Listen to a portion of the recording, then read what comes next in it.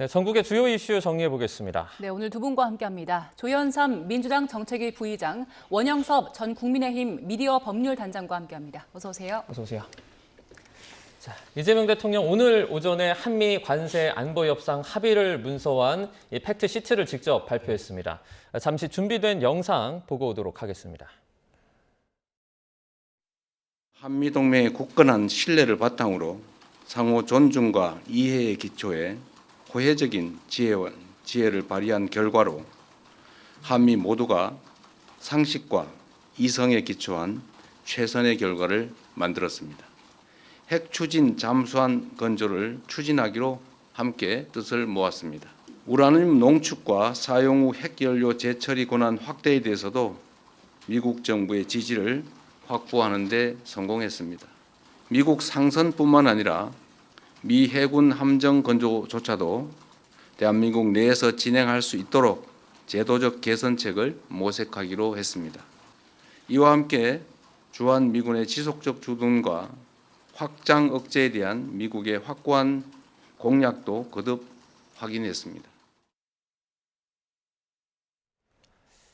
네, 팩트 시트를 이 대통령이 직접 이렇게 발표한 건 이례적으로 좀 보이는데 이번 합의가 그만큼 중요했다라고 볼 수 있는 방증인 것 같기도 해요. 네, 그렇다고 할 수가 있겠죠. 지금 미국의 경우에는 전 세계를 대상으로서 강압적인 관세 협상을 진행하고 있지 않겠습니까? 그런 네. 측면에서 우리나라가 성공적으로 이번 관세 협상과 안보 협상을 마무리했다라는 측면에서 대통령께서 직접 국민들을 상대로 이 결과물을 보고하는 형식을 그렇게 취한 것이 아닌가라는 생각이 듭니다.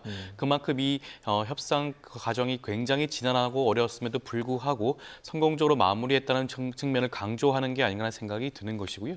우리나라 같은 경우에는 트럼프 대통령이 취임한 지가 올 초였습니다. 올 초에 취임을 했고 이재명 대통령의 경우에는 6월 초에 취임을 했죠. 그만큼 어떻게 보면 관세 협상에 대해서 아마 시간이 많이 부족하고 촉박한 측면이 있었습니다. 내란을 겪으면서 우리나라의 국격이 손상되고 훼손되고 민주주의가 후퇴하는 그런 경험도 치렀죠. 그 과정에서 어떻게 보면 상대방의 그런 압박을 적절히 대응을 하면서 이번에 관세 협상을 성공적으로 타결한 게 아닌가라는 측면에서 말씀드릴 수 있을 것 같습니다. 예. 네. 자, 조금 전에 속보가 한 가지 들어왔는데요. 오늘 그 발표된 팩트 시트와 관련된 연장선으로 보입니다. 위성락 안보실장이 핵 추진 잠수함에 대해서 주변국이 문제 제기를 하기 어렵다라고 밝혔습니다. 핵 추진 잠수함은 대북 억지력 차원이기 때문에 한중 정상회담에서도 설명이 있었고 또 설득하는 과정이 있었다고 설명을 했는데요. 아무래도 그 중국 측에서 우려하는 부분을 좀 고려한 발표로 보이거든요. 일단 그 원영섭 대변인께서는 이 입장 어떻게 보십니까? 이번에 그 이재명 대통령의 발표에서 가장 주목할 부분이 그 원자력 추진 잠수함을 지금 미국이 승인하고 그 부분에 대해서 우라늄 농축 및 그 사용 후 핵연료 재처리까지도 지금 미국이 승인을 했다라는 부분이거든요. 근데 지금 백악관의 성명에서도 동일한 내용이 나오고 있습니다. 예. 그동안 이제 한국의 발표와 미국의 발표가 서로 다른 그런 상황들이 연속되면서 굉장히 신뢰가 떨어지는 그런 상황이었는데 이번에는 그 미국에서도 성명을 발표했어요. 특히 핵 추진 잠수함 같은 경우에는 뭐 잠안 기간이 굉장히 길기 때문에 이게 기본적으로 연안 해군으로서의 능력보다는 대양 해군으로서의 능력이 확보될 수밖에 없습니다. 그래서 이런 부분에서 지정학적으로 뭐 중국이든 특히 뭐 일본도 대만도 그리고 러시아, 북한 모두가 이 문제에 대해서 굉장히 민감하게 생각할 수밖에 없는데 무엇보다 북한이 핵 추진 잠수함을 만들겠다고 지금 선언을 했어요. 그리고 이미 그 중국도 핵 추진 잠수함이 있고 뭐 러시아 당연히 있고 그런 상황에서 과연 그 누가 대한민국이 핵 추진 잠수함을 만드는데 문제 제기를 할 수 있는 거냐 그 부분과 관련하면 이 자주국방이나 그리고 한미연합 전력을 확보하는 데 있어서도 굉장히 중요한 그런 그 시초가 되는 거고요. 그리고 특히나 중국과 관련해서 중국이 이 문제를 굉장히 민감하게 받아들일 수밖에 없는데 그런 부분에 대해서 중국이 어떤 뭐 비판점이 있다고 하더라도 이 정책에 대해서 밀고 나가겠다라는 그런 어떤 선언적인 의미를 더 실무적으로 추가한다고 보여지고요. 그런 부분에서는 뭐 이 전체적인 그 어떤 한미와 관련한 협상에서 가장 큰 성과라고 보여집니다. 네. 자, 위성락 실장이 지금 말한 어떤 그 핵 추진 잠수함 분야는 사실 이 안보 분야에서 상당히 중요하다라고 저희가 볼 수도 있잖아요. 한미 동맹 관련해서 이제 뭐 주한미군이 이를 통해서 뭐 미국의 확고한 공약이라든지 이런 것들을 같이 가져갈 수 있다 이렇게 좀 확인을 하고 있는 과정인 것 같아요. 그렇다고 할 수가 있습니다. 지금 중국 입장에서라고 한다면 핵 추진 잠수함을 한국이 보유하는 것이 어떻게 보면 자국의 안보에 위협을 가하는 것이 아니냐 그런 우려를 할 수도 있겠죠. 네. 앞서도 말씀하셨지만 핵 추진 잠수함의 경우에는 잠항 시간이 굉장히 탁월하기 때문에 그런 부분들에 있어서만큼은 위협적인 존재라고 할 수가 있겠지만 우리나라의 사정은 대중 관련된 그런 견제만 있는 게 아닙니다. 우리나라가 핵 추진 잠수함을 추진하고자 했던 가장 핵심적인 사안은 대북 관련된 문제라고 할 수가 있겠죠. 대북 그런 그 안보 공백을 메우기 위한 핵심적인 전략 자산으로서 핵 추진 잠수함은 오래 전부터 우리나라 안보 분야에서는 꾸준한 그 요구 사항 중에 하나였습니다. 어떠한 보수 정부에서도 이뤄내지 못했던 것을 이재명 정부가 출범한 지 불과 5개월 남짓 만에 이 부분 이뤄냈죠. 그 부분을 저는 평가를 충분히 할 필요가 있지 않나 생각이 드는 것이고요. 아마 한중 정상회담뿐만 아니라 곧이어 있을 중국과의 새로운 또 회담을 통해 가지고 이 부분 이재명 대통령이 충분히 설명을 할 수가 있지 않을까 싶습니다. 예, 오늘 이재명 대통령이 직접 나서서 발표를 했고요. 질의응답이 이어졌는데 눈에 띄는 발언이 좀 있었습니다. 정말로 어려웠던 게 빨리 하란 취지의 압박이었다 이런 언급이 있었는데 저희가 관련 목소리 정리해봤습니다. 빨리 합의해라. 빨리 하지 못하는 게 무능한 거다. 상대방의 요구를 빨리빨리 들어줘라. 이런 취지의 압박을 내부에서 가하는 그런 상황들이 참으로 힘들었습니다.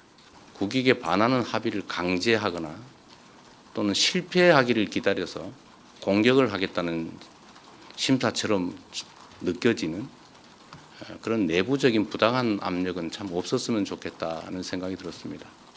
우리가 가진 유일한 힘은 버티는 겁니다. 늦었다고 혹여라도 지탄하지 않기를 바랍니다. 네, 이재명 대통령은 이게 우리 입장에서는 손실을 최소화하기 위해서 비자발적으로 협상을 해야 하는 상황인데 빨리 하라 이런 압박이 가장 힘들었다라고 했거든요.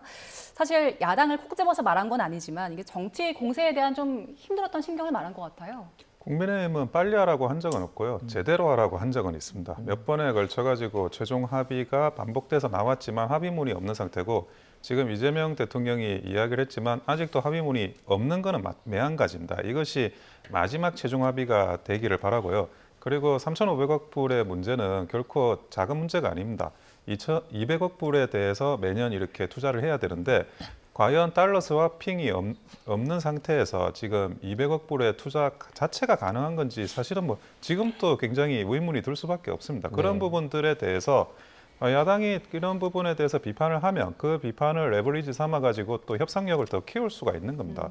그래서 아마 빨리 하라고 하는 압박이 있었다고 하는데 빨리 하라고 하는 압박은 국민의힘은 한 적이 없기 때문에 국민의힘에게 탓을 하는 그런 내용은 아닌 걸로 보여집니다. 네, 빨리 하라고 한 적은 없고 제대로 하라고만 했다 이렇게 또 전 단장님께서 말씀해 주셨는데 이후에 김용범 정책실장이 이제 브리핑을 요구 좀 구체적인 내용들을 언급을 했습니다.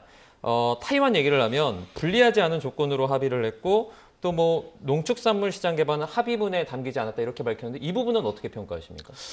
그런 부분들을 지적하지 않을 수가 없는 것이 국민의 입장에서는 물론 제대로 하라라는 주장을 했다고 하시긴 하지만 굉장히 많이 정부를 압박할 한 부분이 있죠. 팩트시트 왜 나오지 않냐고 재촉을 계속해서 해왔습니다. 네. 팩트시트 굉장히 중요한 내용이에요. 그것을 정리하기 위해서라면 한미 양국 간의 조율, 상세한 조율이 필요한 부분이었습니다. 그런 부분들이 조율이 완료되지 않고 있었음에도 불구하고 재촉만 하는 부분을 살펴보게 되면 과연 그것이 제대로 된 협상을 주장을 하는 것인지 좀 의문이 아닌가라는 생각이 들고요. 네. 반도체도 마찬가지였어요. 또 반도체도 우리가 대만과 불리하지 않은 조건으로 하기로 했다라고 우리 정부는 밝혔음에도 불구하고 미국 측의 일부 입장을 반영을 해가지고 우리 정부를 굉장히 공격하지 않았겠습니까? 이번 팩트시트 내용을 살펴보게 되면 그 내용 고스란히 담겨 있습니다. 우리 정부의 경우에는 우리나라의 경우에는 대만과 불리하지 않게 대우를 받는다라는 것이 이번 팩트시트에 담겨 있다고 할 수가 있겠죠. 우리 정부는 지금까지 사실 그대로 말을 해왔던 것입니다. 그럼에도 불구하고 일부 미국과의 그런 반응이 다른 그런 것을 하나 꼬투리 잡아서 계속해서 정부를 공격하는 모습이 있었지 않나라는 생각이 드는 것이고요. 과거 한미 FTA 협상에 관여했던 외교 공무원의 그런 진술에 따른다고 한다면 그때도 시한을 정해놓고 이런 협상을 조기에 종료짓는 것을 압박하는 경우에는 굉장히 불리하게 협상이 진행되었다고 합니다. 마찬가지예요. 이번에 관세 안보 협상의 경우에도 시한을 정해주지 않고 이런 것을 정밀하게 협상을 진행했기 때문에 이런 결과물이 나온 게 아닌가, 성공적인 결과물이 나온 게 아닌가 싶습니다. 네, 오늘 일단 팩트시트 발표가 있었고요. 잠시 뒤 3시쯤에는 또 비관세 분야와 관련해서 조금 더 상세한 입장 발표가 있을 거라고 하니까요. 저희가 그 소식도 함께 전해드리고요. 자, 저희는 주제를 좀 바꿔서 노만석 대행이 오늘 오전에 퇴임식을 가졌습니다. 비공개로 진행을 했고 퇴임 4만 이후에 공개가 됐는데 사실 그 항소 포기 과정에 대해서 자세한 경위가 좀 설명이 나올까라는 관심이 있었는데 구체적인 언급은 없었던 것 같아요. 근데 그 이분이 한 그 퇴임사 관련해서 검사와 다른 수사기관을 구분짓는 핵심 표징은 수사와 공소유지의 의미를 모두가 납득하도록 결정하고 뭐 소통하지 못한 점 뭐 무겁게 받아들인다 이런 예. 이야기를 하세요.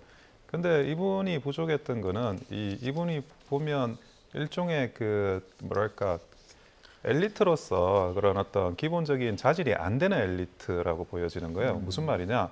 후진국에도 엘리트가 있고 선진국에도 엘리트가 있습니다. 어느 나라나 똑똑하고 재능 있는 사람 다 있어요. 그런데 후진국의 엘리트들은 결국 자기 조직에 대한 이익만을 생각하고 자기 개인의 보신만 생각하고 소시민이 되면서 오로지 대의라는 건 상관없이 자기 이익만 추구하는 그런 엘리트들, 그 자기의 능력을 그런 데 쓰거든요. 그러다 보니까 엘리트는 똑같이 어느 빈도로 태어나지만 어느 나라는 후진국이 되고 어느 나라는 선진국이 되는 겁니다.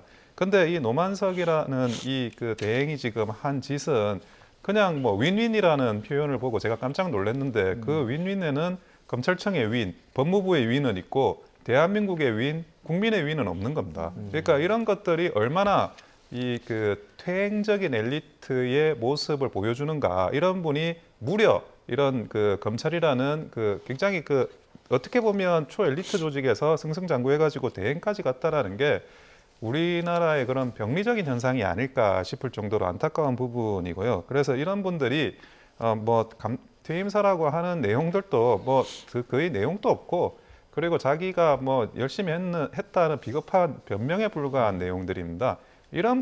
두 번 다시 이런 분들이 나서서 검찰청의 주요직을 맡거나 그리고 또 주요적인 결정을 하거나 이런 일이 두 번 다시 일어나지 않기를 바랍니다. 네, 다소 혹평을 좀 해주셨는데 자, 자질이 없는 엘리트, 퇴행적인 엘리트다 이렇게 말씀을 좀 해주셨습니다. 자, 노만석 대행이 이번에 사퇴를 하게 되면서 뭐 검찰총장과 대검차장, 서울지검장까지 이제 공석이 된 상태잖아요. 검찰이 좀 제대로 굴러갈 수 있을까요? 일단은 검찰 대행을 맡았던 노만석 대행조차도 사실 검찰총장다운 모습을 보여주지 못했죠. 네. 앞서 지금 말씀하시는 것도 저는 상당 부분 공감을 하는 것이 과연 검찰총장으로서 제대로 된 모습을 보여주었나 싶습니다. 스스로 물러나는 것을 것 자체에 대해서는 뭐 평가를 하고 싶긴 하지만 그 과정 굉장히 안 좋았죠. 이재명 정부와 법무부와의 갈등을 스스로 불거지게 만들었습니다. 그러한 사정과 사실관계에 대해서 제대로 된 소명과 해명조차 제대로 하지 못했죠. 과연 검찰총장으로서의 제대로 된 모습이었나 싶다는 정말 말씀을 드리고 싶고요. 검찰총장이 지금 공석인 상태이긴 합니다. 중앙지검장도 공석이고 대검차장도 공석인 상황이긴 한데 검찰청 자체가 내년 9월이면 없어지게 되죠. 네. 이제 중수청과 공소청으로 변경이 되는 와정이 예정이 되어 있는 상황이기 때문에 검찰총장이라는 직을 하루빨리 보임을 해야 될 필요성이 있는지 아마 이재명 정부 차원에서 그 부분 따져봐야 될 필요성이 있지 않을까 싶습니다. 현재도 지금 검찰총장이 없다고 하더라도 관련된 수사와 기소와 관련돼서는 하등의 문제가 없는 것으로 보여지는 측면도 있습니다. 네. 그렇기 때문에 그 부분에 대해서 성급하게 검찰총장을 임명할 필요성은 없지 않을까 싶고요. 과거에도 권한의 대행을 했던 경우가 사례가 있습니다. 2009년경이었나요? 그때도 그와 같은 일이 있었던 선례가 있기 때문에 이번의 경우에도 그와 같은 선례를 따를 가능성이 있지 않을까 싶습니다. 예, 지난주 검찰의 대장동 사건 항소 포기 이후에 정치권 공방이 갈수록 커지고 있습니다. 오늘 나온 정치권의 목소리 모아봤습니다. 듣고 오시죠. 현재 지금 검사는 탄핵에 의해서만 파면될 수 있도록 되어 있는데 탄핵에 의해서 파면되는 조항을 없애고 일반 국가공무원법을 준용하도록 이 법이 통과되기 전에 이 항명했던 검사장들에 대해서 그 법무부에서는 즉각적으로 감찰에 착수해서 그런 조치들을 취하라라는 촉구를 강력하게 하는 바입니다. 정성호 법무부 장관은 이 사건에 대해 구체적인 지시나 명령을 하지 않았다고 하는데 민주당은 항명을 했다면서 검사 파면법까지 발의하겠다고 합니다. 민주당의 주장대로라면 명령을 인정하는 것인지 먼저 묻고 싶습니다. 민주당의 행태는 전형적인 답정너식 정치 공세입니다. 네, 민주당에서는 그 검사징계법 개정안 제출을 했는데 이게 이제 만약에 통과가 되면 항명 검사들이 검찰총장 그리고 탄핵도 없이 파면이 가능하다는 그 내용이 골자인 것 같습니다. 지금 국민의힘 쪽에서는 이 검사징계법에 대해서 어떻게 보고 있습니까?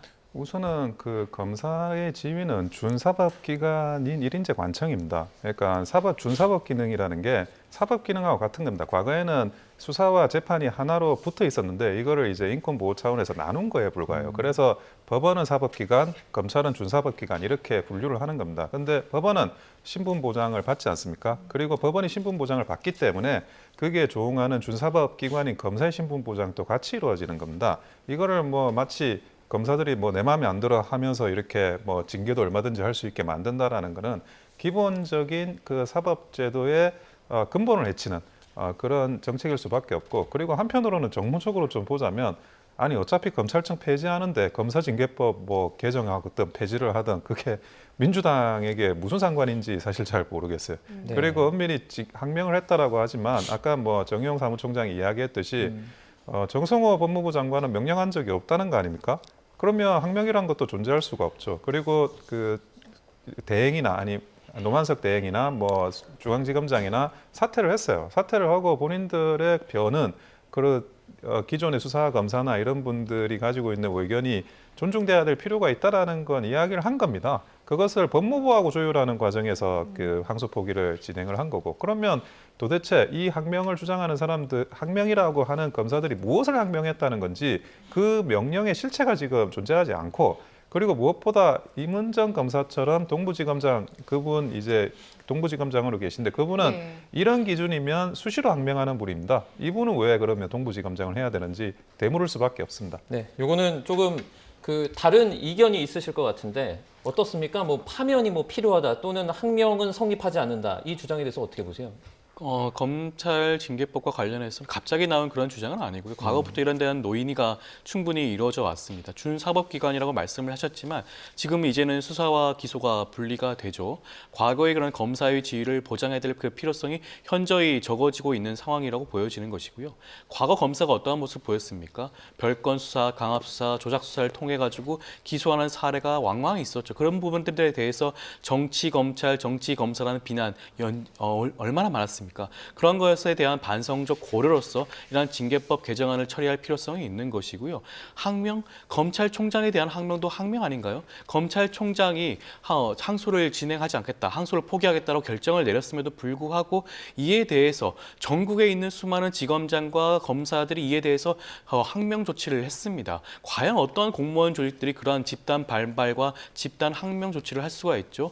사실 행정부 각부에 있는 공무원들 모두 다 중요한 일을 하고 있습니다. 유독 검사만 달리 대접하고 대우할 필요성이 전혀 없는 것이죠. 파면 굉장히 위중한 처벌 맞습니다. 그럼에도 불구하고 파면 결정이 나게 되면 그에 대한 이의 절차와 불복 절차 동일하게 있습니다. 그 불복 절차를 통해서 검사들도 자신의 파면에 대해서 억울함을 해소할 길이 분명하게 있다는 점도 함께 말씀을 드리고 싶습니다. 네, 최근에 여론조사가 이제 나왔는데요. 이것도 좀 짚어보도록 하겠습니다. 국정 대통령 지지율이 일주일 새 4%포인트 하락해서 59%를 기록했다라는 여론조사 결과가 나왔는데 어떻게 보셨어요? 근데 저번 주 같은 경우에는 에이펙의 영향을 좀 받게 됩니다. 그러니까 정상회담을 하게 되면 아무래도 여론의 그런 집중도가 쏠리기 때문에 순간적으로 좀 올라갈 수 있어요. 네. 근데 그게 시간이 지나면서 다시 원래대로 돌아오는 과정이면서도 또 항소 포기 관련해서 이것이 일종의 그 이재명 대통령의 사법 리스크와 연관돼 있는 게 아니냐, 이런 여론이 있으면서 어느 정도 낮아진 걸로 보여집니다. 네. 어떻게 보셨습니까? 지금 여론조사 보면서 어떤 요인이 있다 이렇게 분석하셨습니까? 일단 대장동 사건에 대한 항소 소폭의 영향을 말씀을 드리지 않을 수가 없겠죠. 네네. 일단 일부 국민들 사이에서는 거기에 대한 불만이라든가 의혹 제기를 여전히 하고 있는 상황이긴 하니까 아마 여론조사 결과상으로 살펴보게 되면 그 부분에 대해서는 부정적인 인식이 나올 수 있다라는 생각이 듭니다. 그렇지만 오늘 팩트시트가 발표가 되었고 관세 협상과 안보 협상이 타결되었기 때문에 이 부분에 대한 국민적 여론을 다시 한번 살펴보게 된다면 다음 주에 새로 나오게 되는 조사 결과를 살펴보게 되면 아마 지금과는 다른 반등하는 결과가 나올 가능성이 높지 않을까 싶습니다. 네, 알겠습니다. 두 분과는 여기서 인사드리겠습니다. 조윤선 민주당 정책위 부의장, 원영섭 전 국민의힘 미디어 법률 단장과 함께 이야기 나눴습니다. 고맙습니다. 고맙습니다.